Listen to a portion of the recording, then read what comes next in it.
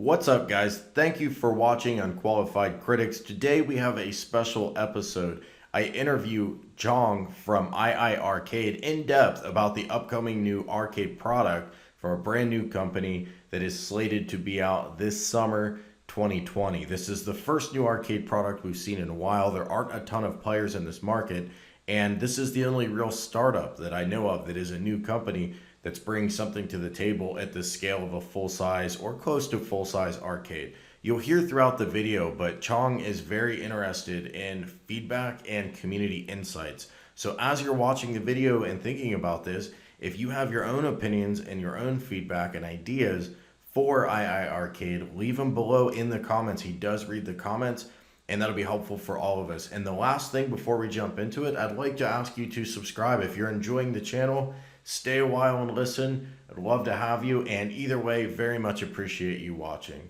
Thanks so much, guys. On to the interview. Hey guys, welcome back to Unqualified Critics. This is David, and I have Jong from iiRcade. It turns out I was saying that correctly, and I was pretty sure I was wrong. I wouldn't have taken a bet on that. But hey, Jong, thank you so much for joining us and sharing some of your time.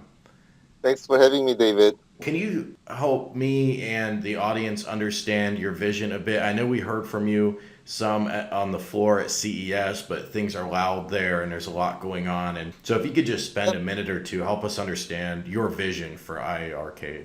Sure. So we initially started this project as a passion project. And we're huge gamers. We used to play games when we were young, go to arcade and things. And we were looking for something that we wanted, but unfortunately could not find in the market. So that's why we decided to build it for ourselves and found out that there are a lot of people like us who are looking for something similar. So we decided to make this happen, basically.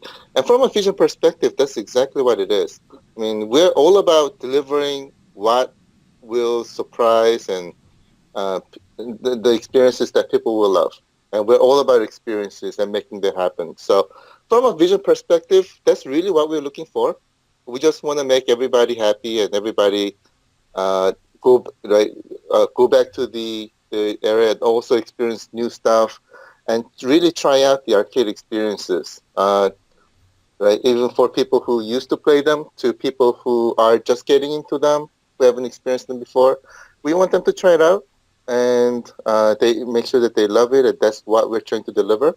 And that's really what our vision is and what we're about. So who is the we you're talking about? Are these business partners and you guys have worked together before? Are these friends and then you just saw this opportunity together? How did things kick off? Sure, great question. So it was several of us who said, "Hey, I want this, but I cannot really find it in the market. So what do we do? Let's try developing it ourselves." And that's how we basically started. Our team consists of really experienced people from various technology industries. And we were fortunately very experienced in this, and we knew how to exactly make this happen. And it sort of started from there. And where are you based out of? I'm based in Chicago. Okay. That's not too far from us. We're in Ohio, so just Oh, down the you road are? a piece. Yeah. Yeah, I should have just driven over there and talked to No, her. that's an awful drop. Okay, so speaking more of this origin story, were you inspired by Arcade1up, or was this before that? You had this idea? I mean, how did this come about while alongside you getting this off the ground, this market has just materialized out of thin air? That's a really good question. I love that question. It's nothing to do with Arcade1up. It was sort of materialized since when I was very young. I wanted to have an arcade at my house since I was very young. I'm a huge gamer myself. And as I was growing up, there wasn't really anything that was satisfying me. So I was thinking about how to make this happen, how to make that happen. And we finally did make it happen. And that's how we materialized. Again, it was all the thinking, planning, everything that happened way before Arcade1up showed up and has nothing to do with it. And we want to make sure that it stays that way because we want to be able to deliver the experiences that only we can deliver. And we sort of want to be like, what's the best way to put it, in a land of ourselves, if you know what I mean. Yeah, like a blue ocean strategy, like a Nintendo kind of approach. Yeah. So, That's what. did you have to seek or did you seek outside investment for this? I'm assuming it's expensive to get prototypes developed and then to line up manufacturing and all of that. How do you get started? How have you gotten this off the ground? Oh, absolutely, great question. So it's done step by step. This is not my first startup. I've been in the innovations industry for a very long time, including technology industries and things. So I sort of knew what needed to be happening here. Initially started with our own funds, and then we went to friends and family, and then eventually seek outside capital. And that's exactly what happened. And that's exactly how we got to where we are today. Something I've wondered about getting something like this off the ground, you have all these moving parts. So you've got manufacturing, you've got prototyping, obviously marketing, which will probably come into effect later. But what I've always wondered is how do you get licensors to play ball when you're brand new? And that's always amazed me. And so Arcade1up kind of had a history and had not kind of, but did have a heritage of licensing. AtGames obviously launching its arcade, but they've been licensing gaming for a long time. So, recognizing you have an entrepreneurial background, do you have a licensing background? I mean, how are you able to get folks to take the call and kind of take this seriously before you get it off the ground? Since I assume you have to have games lined up before you can launch. So, how does that come into play? Sure, absolutely. You're asking all the great questions here. It's definitely difficult, especially when you're starting. It's very definitely difficult. And getting something like this off the ground is actually difficult for any kind of industry, no matter what you're working on. Um, Fortunately, we have some gaming industry background, our team members, and we know some people that we talk to. Also, some of them we just call, and some of them they really like our product and they really want to be on our platform. So we were fortunate enough to be able to start the wheel and get things rolling. Now, one thing great about our thing is that we what we really have is a platform, right? So users, they will be able to not only be able to play the games that we'll have at day one, but it will continuously grow, and they will able to utilize our platform to get everything onto their device. So in other words, it will never get old. So that's where the great thing about us is, and we're able to get this started, get things rolling, and then as things happen, it will continuously grow, and people will recognize us more, and they want to come into our platform more, and that's how the ball will continuously grow and make it uh, a great thing for our users eventually, right? Okay, so let's talk about the product now. I just want to Yep. get some of that stuff out of the way because I've been really curious about that, and maybe Oh, some sure. listeners are too, but I know I wanted to know. So thank you Oh, for sure, sharing sure. those Absolutely. insights. Absolutely. So, one, and you know this is coming, but what can you tell us about release window, pricing? I know there's been talk of price like a console, I believe, but what's kind of the most specific info you can give us? And if you can't give us much, can you tell us when these announcements will be made? Oh, sure, absolutely. So first of all, let me start with our launch window, and we are still on plan for summer. As we get closer to that, we'll be able to announce that more.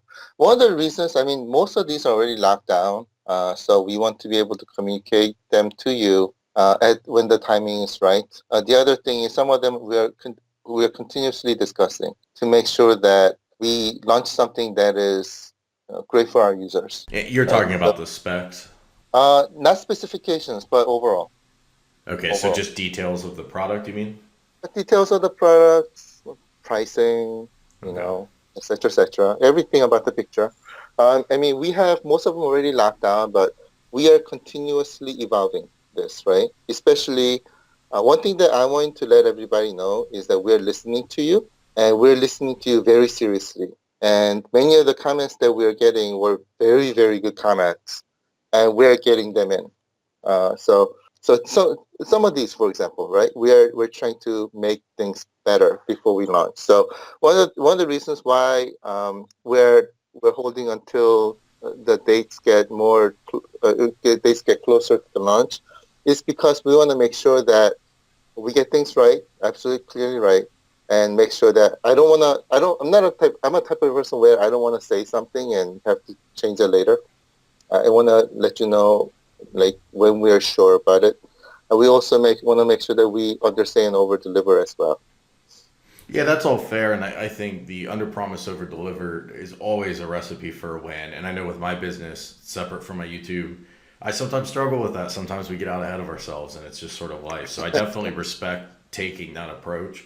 That Mm. said, in my observation of just the audience of people that buy these arcades, get excited about them enough to watch YouTubes and leave comments and all that. So clearly, it's not everybody, but for the Mm. enthusiast folks, I think Yeah. people understand that these things are moving targets and things aren't always crystal clear. And I think one of the things Arcade1up has done well, and I don't mean to just keep referencing them. I know there are other players, It's all right. and we'll definitely get to what makes your product unique because I do want to drill down to that.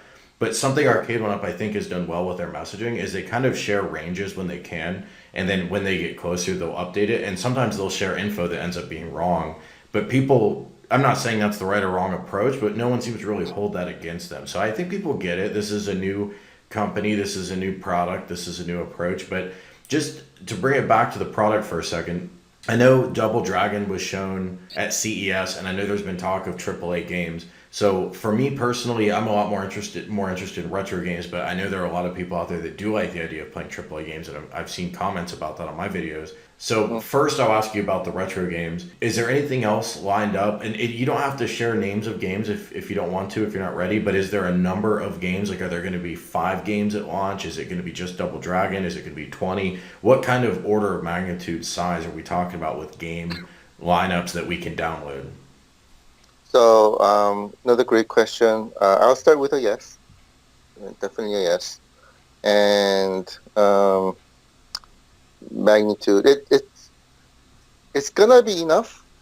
It may be more than enough. Let me just put it that way. So From a more than 10? definitely more than 10. Definitely more than 10. More than 50? Yeah. I mean, 50 is a lot, Don't but make it I'm just trying to put an upper limit on this. So between 10 and it, 50, is that what we're talking about? it all depends. It all depends. But the other thing that's more important is how are we going to release them? Because what we saw is that if we release everything at the same time, then users get confused. And they get bored too, I would add. I think if you have a incremental release strategy, that's going to pick up more cycles. It gives us YouTube people something to talk about, and I just Yeah, think it's a better approach versus dumping yeah, everything at once. yeah, I completely agree with you. And we wanna make sure that I've had this experience before myself too, but we wanna make sure that everybody understands exactly what we have at any time that they look at our game list, for example, so that they know exactly what they want. I don't want anybody to be confused. And that's the type of strategy that we're looking into right now to make sure that we get this right. Okay, so looking at the CES announcements, we know that the games will, however many there are available, whenever they're available, they'll be downloaded through an app on your phone, or at least selected on the app, and then they will download and populate to the cabinet. Why that strategy? Why not natively select the game from the cabinet? Why go the route of a mobile app? Sure. So first of all, we found out that people are on their mobile a lot of times, and we didn't want to tie up people in front of the device, especially when they're selecting and trying to purchase games, right? The times when they are mostly comfortable in looking at these, this is where, for example, they're sitting on the couch, right, relaxing, and they want to go, hey, I want to see what games are available. And they're looking at it and go, oh, this game just came out. Click, purchase, and by the time they go downstairs or they go to the machine, it's already there for them. That's the type of experiences that we wanted to introduce. Especially also works when you're outside too, right? You're sitting on Starbucks, drinking coffee, looking at the list, and go, hey, I like this game. Click a button. By the time they get home, it's already there for you. This is a type of quote unquote easy experience that we want to introduce. But as I said, we are listening to you, right? So if you try this and you want something more, great thing about our product is that everything is updatable. Software is updatable and everything. So we are able to make things happen for you even after we launch. I suspect what you're going to find is people like having a mobile app. There's nothing wrong with that. Xbox has a mobile app where, as you probably know, you can queue up downloads in Yep. advance. I've used it a lot, and I never thought I would. I didn't know I needed or wanted that, but I actually do use it. So agree with you. It just, I don't know if you've done any market research or not, but at least intuitively it makes sense to me. But I think you are going to have people just without question. I would probably be one of them.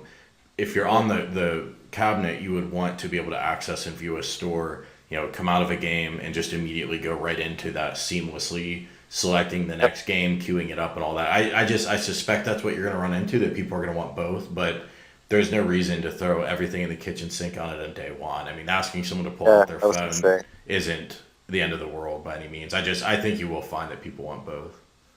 Yeah, which is great, and we're just taking this one step at a time. Sure. But yeah, So I totally agree with you. So what I thought was most interesting about the cabinet, to be honest with you, it may be a little different than its positioning. Maybe not. You can tell me. But being able to Yep. select your own games, I like. Mm, But to me, that's not the killer feature. To me, the killer feature is this looks like a high fidelity counter cabinet or bar top or mm. whatever you want to call it. I think you guys call it bar top on the website. And I know there's this stand that goes under. So I guess two questions. One, do you see the dominant use case being this being a hi-fi bar top cabinet at a low cost because that isn't really on the market right now at scale? Or do you think really it's going to be used as a stand-up cabinet more? And then the second part of the question is, do you have any sense of how much you guys are going to charge for that bottom piece? Will they be bundled? Or are they going to be strictly purchased separately? And for those of you listening, if you're not familiar, this comes as a bar top. I'll put a picture up on the screen. But then below it, it's almost like the Arcade1up riser, except it's the entire stand-up base of the cabinet. It's not just 12 inches at the bottom. It's the whole thing that goes under it. But your reaction to that, John? Yeah, there's a lot of question I think hidden there. So let me try to go get it one by one. First of all, it's great that the first part of the question you stated it. I'm getting a lot of different reactions from different people. So some people are saying, "Oh my God, being able to download, install, and expand my game portfolio, that's really awesome." Other people are saying exactly the same thing as what you're saying, which is great audio, great gaming experience, the immersive experiences that it is able to introduce. Getting a lot of that as well. So which is basically telling me that the solution that we thought were right, and looked like they were right. So I think those are some of the great confirmations that we're getting. So thank you so much for that. Um, Second part of the question was about If you bar think top, the right? yeah, if you think the killer format for this is bar top or is it more of a stand-up cab? What's your view there It if you had to pick one? Yeah. So we did a lot of research on that, and it all depends on who you are and what you're looking for.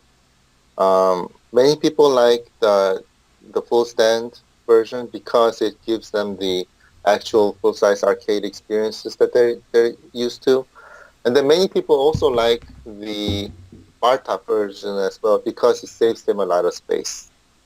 A lot of people were really concerned about the space concerns, and because if, for example, if you have a device or arcade device that is really big, and these may not fit in your house, or it's very difficult to get them over to your basement because they're too heavy and big. Two, needing to have many different cabinets because these cabinets have only one game installed in there, for example. And if you want to get a new game, you have to get a new cabinet. I heard of a lot of concerns about those, and many people having pain points there. One of the reasons why they liked about what we have is that we're able to fit anywhere with one device, and they can play all the different games. If you look at our design of our product, it was very scientifically designed. We really did look at over 150 different cabinets to come up with this. It it feels big. It feels comfortable when you're playing. It also was designed so that it accommodates many different scenarios: one player, two players, one player playing with two joysticks, etc., etc. At the same time, it will really fit anywhere in your house, and it was intentionally designed that way so that it's not intrusive to the spaces in your house, but at the same time, it'll look great. It fits, and you'll be able to have the best experiences of the arcade gaming that you'll be able to have.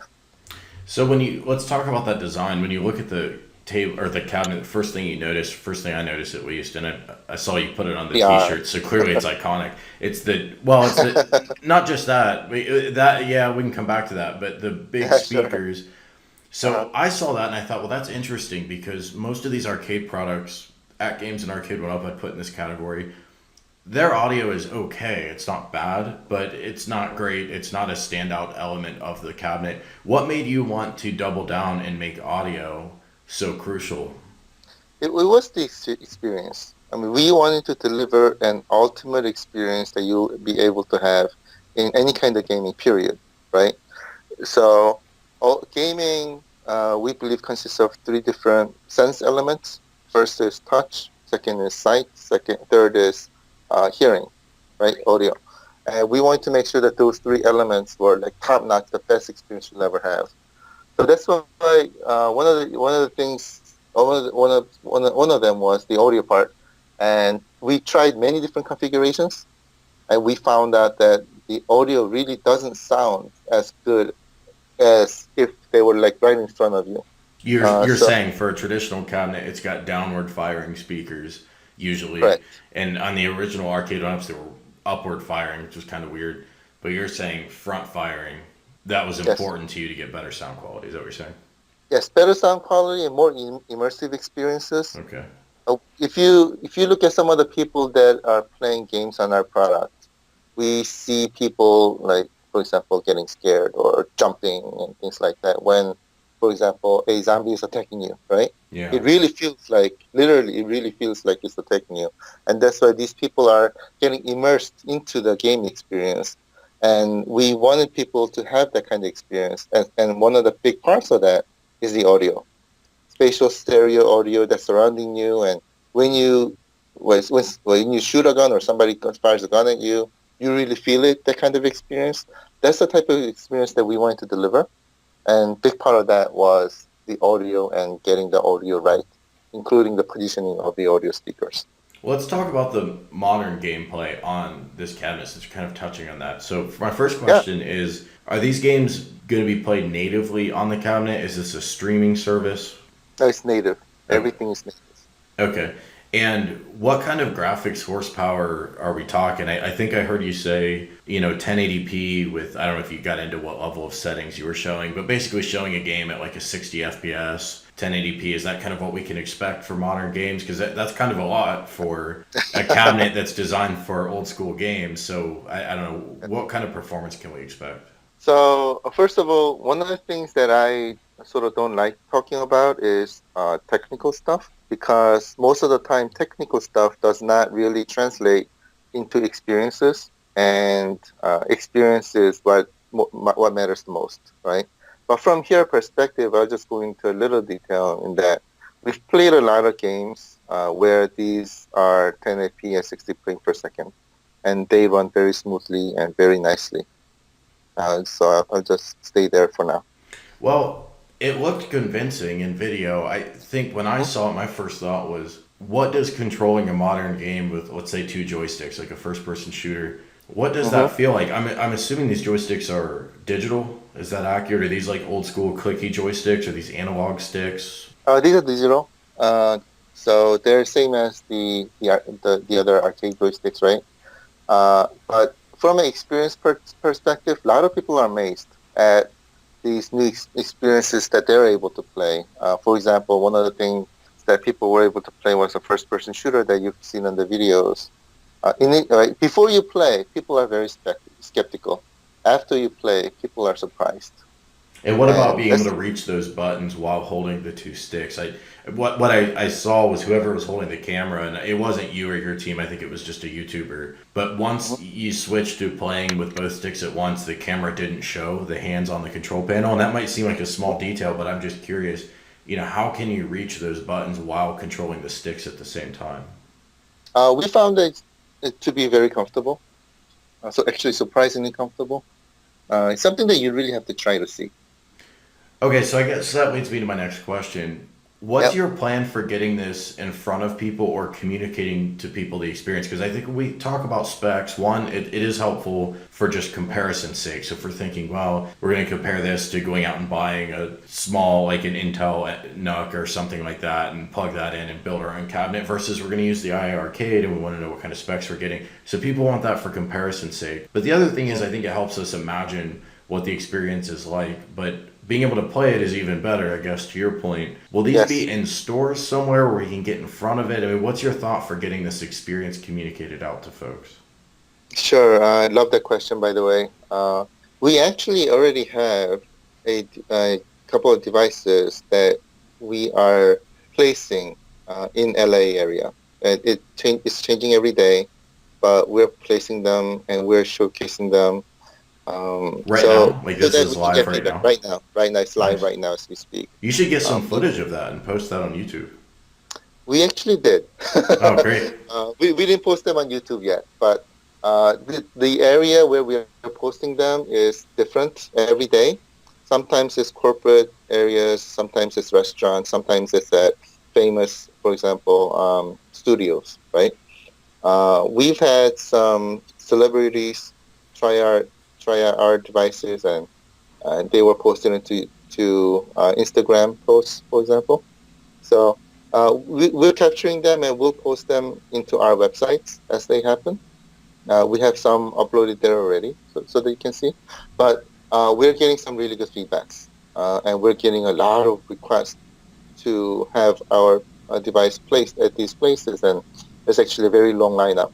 Um, so it's happening, and then we plan to expand this as the time comes, and especially near our launch time.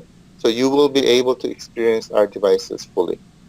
When you're placing these, are you doing the Bartop format? Are you putting it on its stand? And which games are available for people to play? We're putting them on stand right now, and right now we're just putting the standard games that we've shown at CES. And what are those?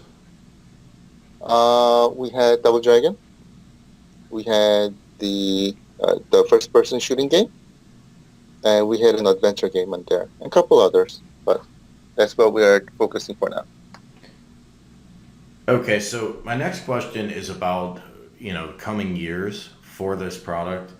Do you have a plan in place for hardware revisions? Is this something where people are going to be able to incrementally upgrade the cabinet? Do you plan to sell versions 2 and 3? And I know we're getting ahead of ourselves since you haven't launched this to begin with, but I know it's something you're thinking about. So just honestly speaking, what's your vision? It's 3 years from now. Do you want to have a product family like the direction AtGames is going, where they've got lots of different form factors they're going to be developing? What's your view of that? So it's a little too far out for me to be able to discuss right now. But one thing that I can let you know is that our vision is very differentiated, very different, most likely very different from anyone else is doing right now. So I'll leave it there for now. But it's, of course, as the time approaches, you'll find out more about it. But right now, I think it's a little too far off. So for the product as it stands today, am I remembering this correctly? You guys have a developer's SDK available? Uh, Like, is this yes, product open to third party development for new games? definitely it's open, absolutely. Okay, so is that part of the value going forward? Is that you want to attract new games? Because I'll give you some context on that question. I think Yeah. there's actually, you know what? I'm misremembering. I'm thinking of the Evercade. They have a publicly available developers kit, but that is why I'm asking this question. I think there's a big untapped market for a retro kind of form factor, like an arcade or something similar that plays the old games, maybe even plays new games. But I think people want to be able to buy and access new games built in like an old school style, right? Like an old Yes. Yes. 80s arcade style or even 90s arcade style. There just isn't a lot of that on the market that's new. Got some stuff like Way Forward puts out some interesting platformer type games that kind of are harken back, and there are games out there. But I think that people would want to buy that kind of experience on an arcade. Is that part of your roadmap at all? Absolutely. So let me describe that a little bit. Um, what's the best way to put it? Our device is very delicately engineered to start, right? I think I've said this in previous interviews, but our inner workings are based on a customized version of Android. And by customized, I mean it's really revamped so that it's focusing only on one thing, and that is playing games. Okay, but it's designed so that it does that really, really well. and with new experiences, right? Starting there, if let's say a developer wants to develop a brand new game that works on our system, um, they can start developing it and make it happen with a regular, typical Android development kit. And our system, our software, will automatically make that work on our system and convert that automatically into an arcade experience. Our software, our technology Nice. will have to make it happen. So So you put a wrapper on it basically, and then it just automatically will load on the it's iArcade. it's actually much more than just a wrapper. The technology underneath it is basically making it happen, and it's a very complicated technology that is making this happen. But yes, our underneath layer will take it and just make it happen. Okay. Well, I wish you a lot of luck with that approach because I know I personally am excited for a product where I can play new games, but old school retro type games because there are only so many vintage games we can play, and it's not that they get boring, but it would be nice to get some new blood in. Yes, absolutely, and I completely agree with you. I'm the same way as well. So, two last questions. One, I Yeah. guess the first question first. The monitor, is that 4x3? I don't feel like I can tell when I see video of it. And I know we emailed about this, but what can you tell us about the shape of the monitor? Because I think that really matters to people when they're thinking about bridging modern games, but also playing old games. And some of those old games are vertically oriented, I assume, that'll be on Yes. your Yes. platform. So, how do you approach that?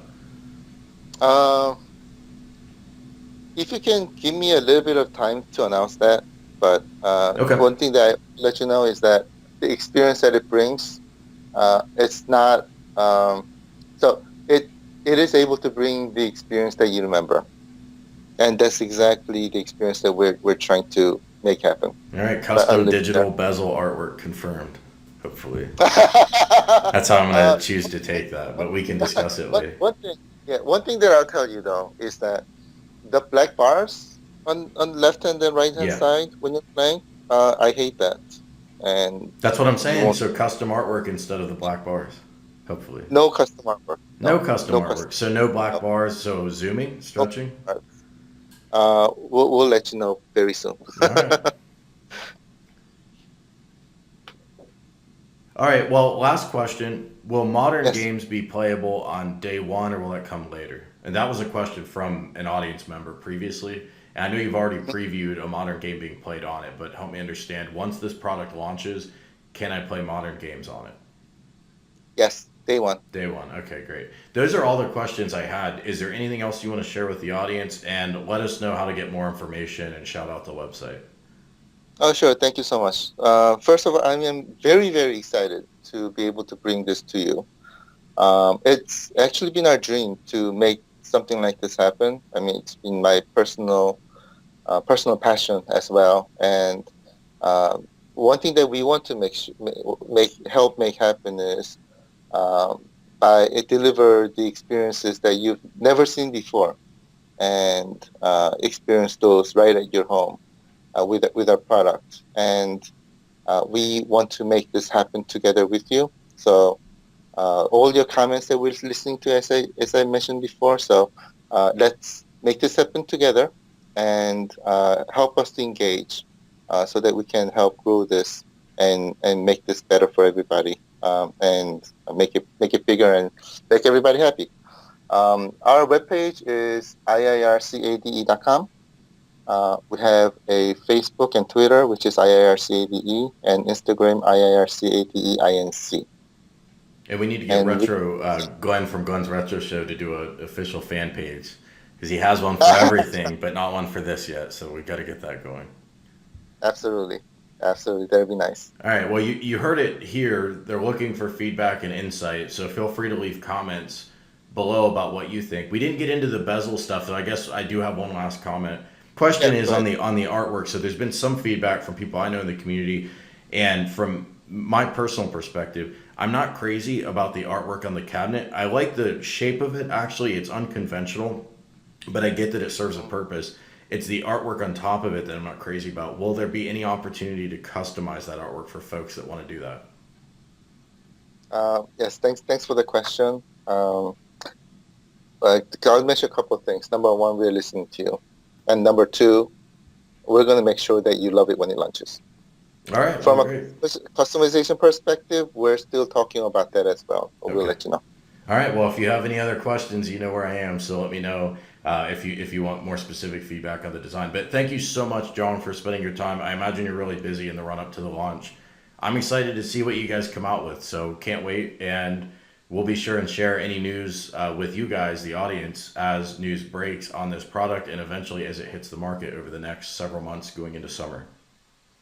Thank you so much, David. I had a lot of fun and I really enjoyed this. So thank you so much for having me. Thanks, John. We'll have you back anytime. Take care. Thank you too. Thank you so Bye much. bye. Thanks. Bye.